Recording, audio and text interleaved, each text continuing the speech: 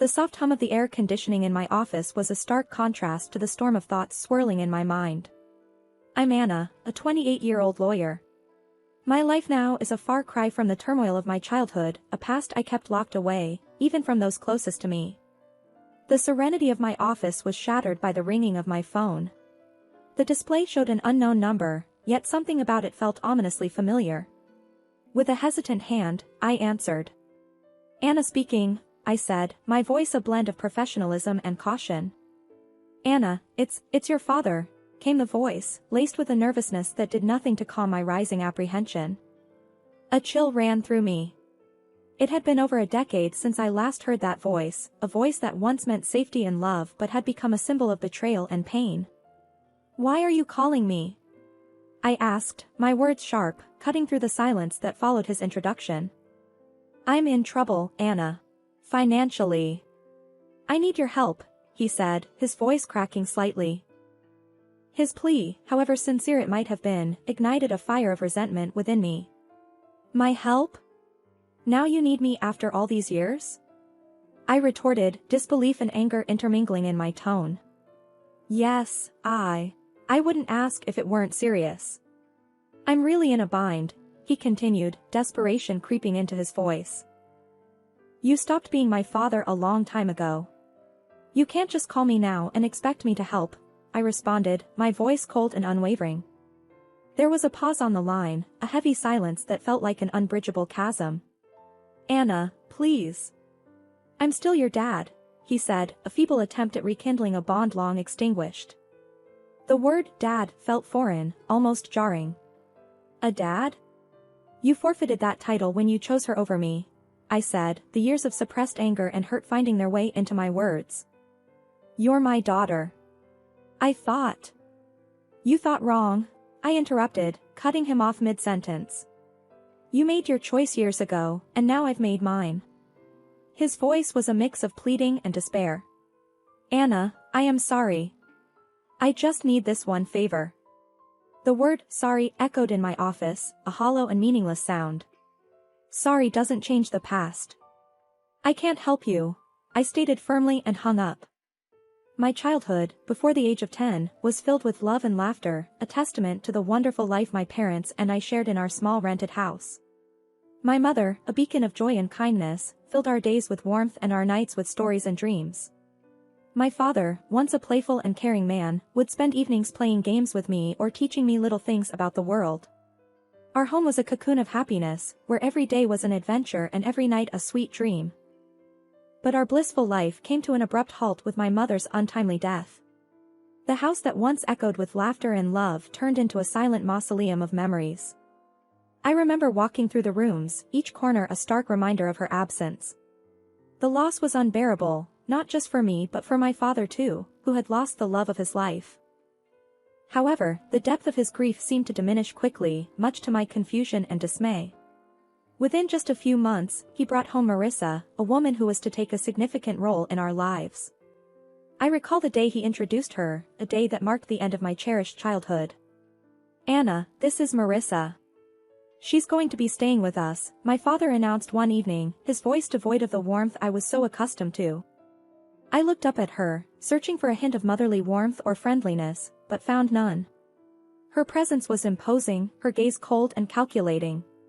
From the very first moment, I sensed a change in the air, a shift that filled me with an unexplainable sense of dread. Hello, Anna, Marissa said, her voice smooth yet devoid of genuine emotion. Her smile, rather than comforting, seemed to hide something sinister beneath its surface. In the days that followed, the house felt different, as if the walls themselves were recoiling from her presence. The cheerful memories of the past seemed to fade, replaced by a lingering unease that settled in every corner.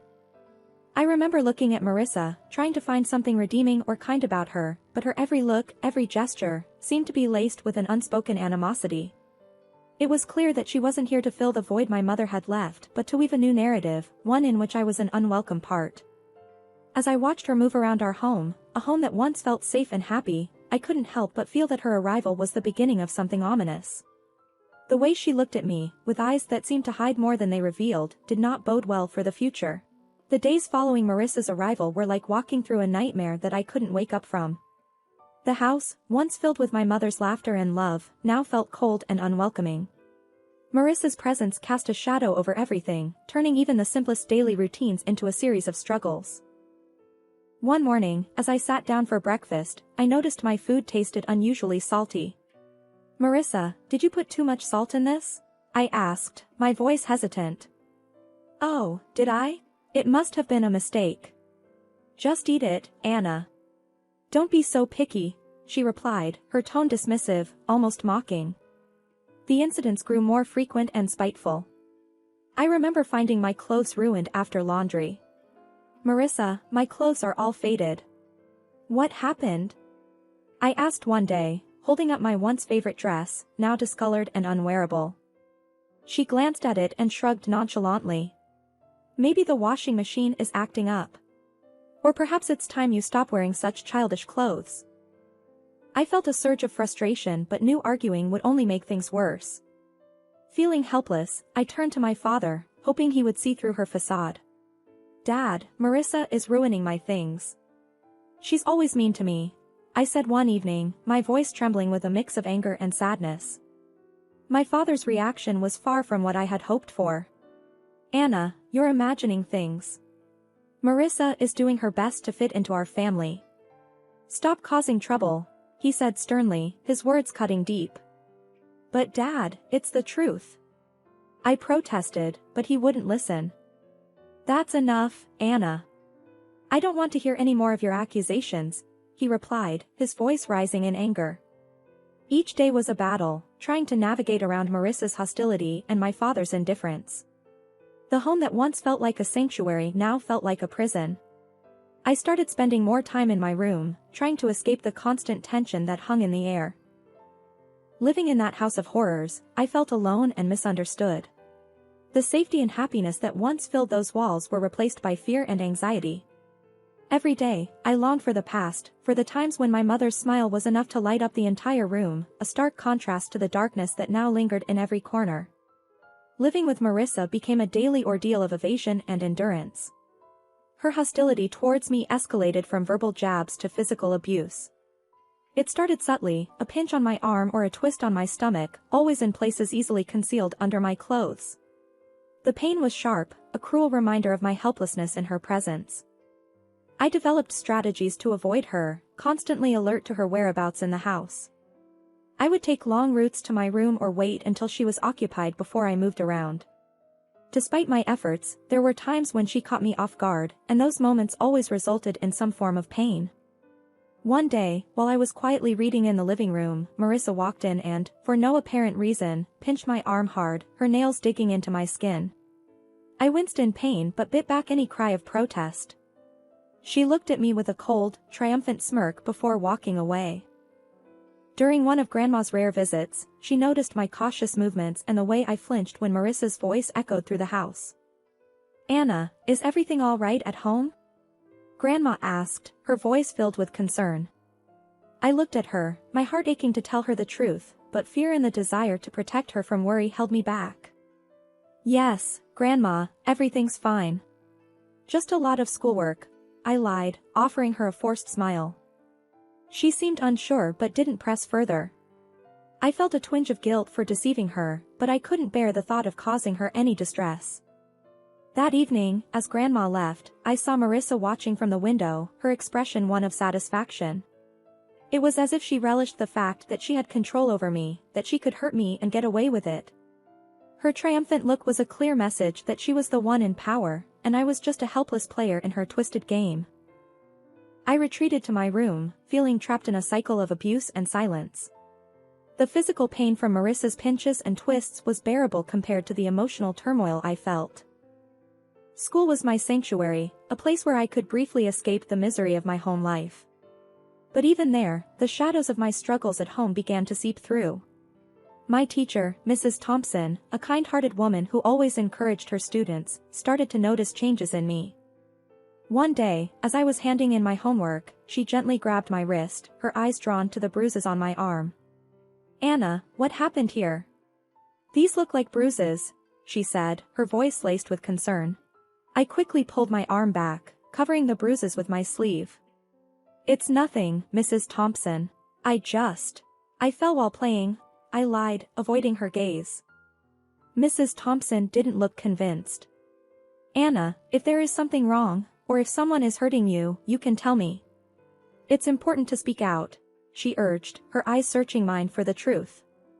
I wanted to confide in her, to tell her everything about Marissa and how I lived in constant fear, but the words wouldn't come. Instead, I forced a smile.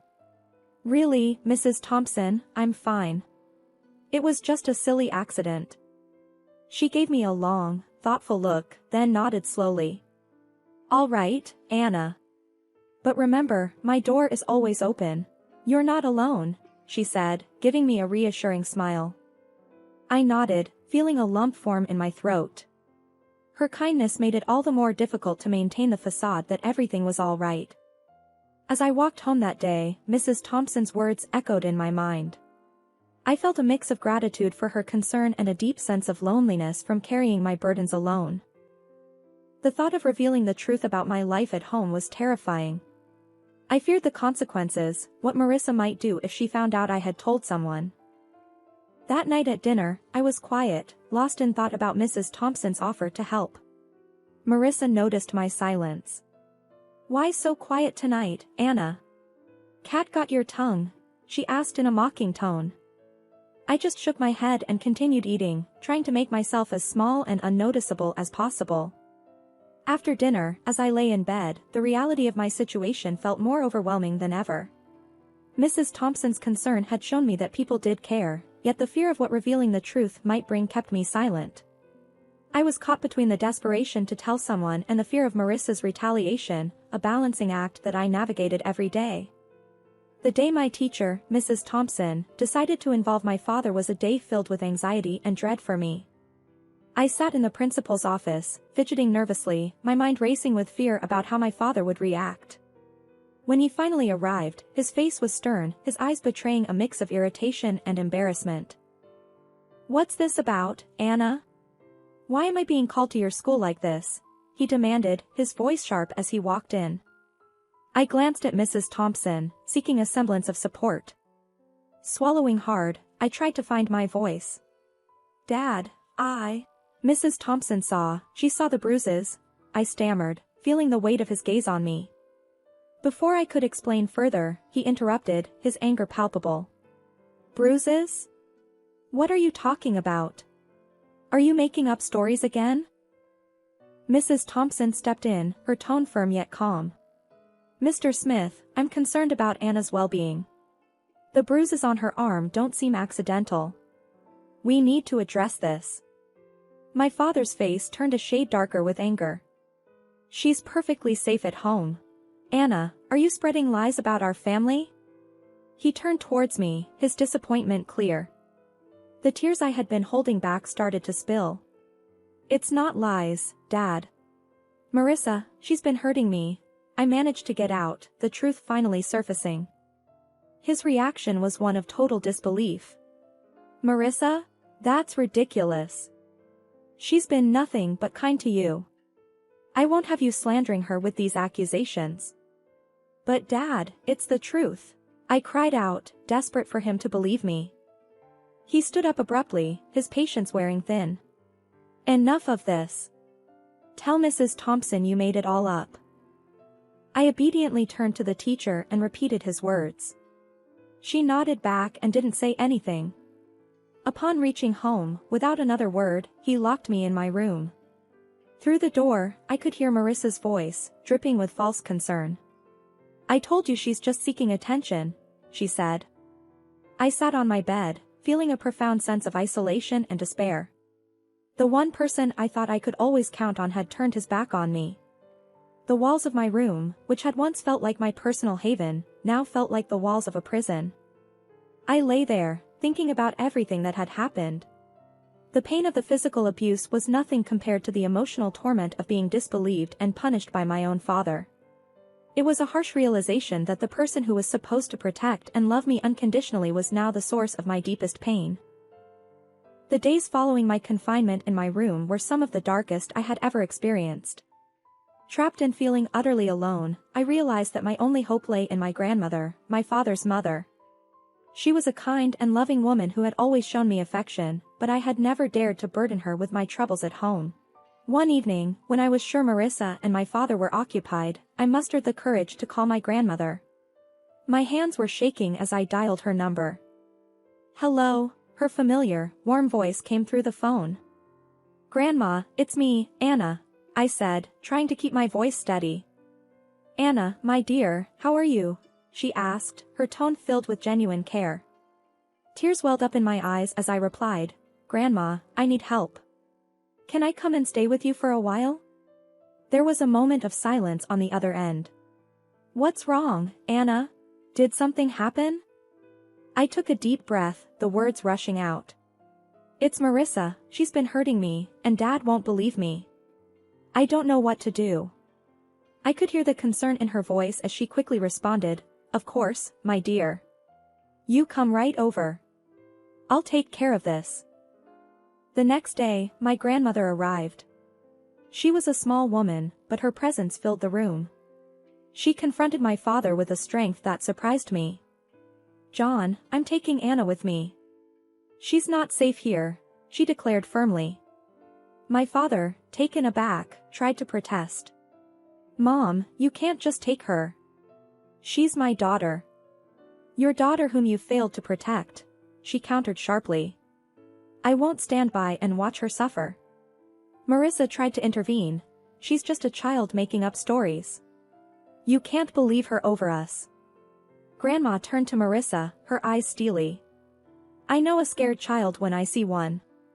Anna is coming with me, and if you try to stop me, I'll take this matter to the authorities." My father, realizing he was defeated, didn't put up any further resistance. As I gathered my things, I saw Marissa's expression change from defiant to defeated.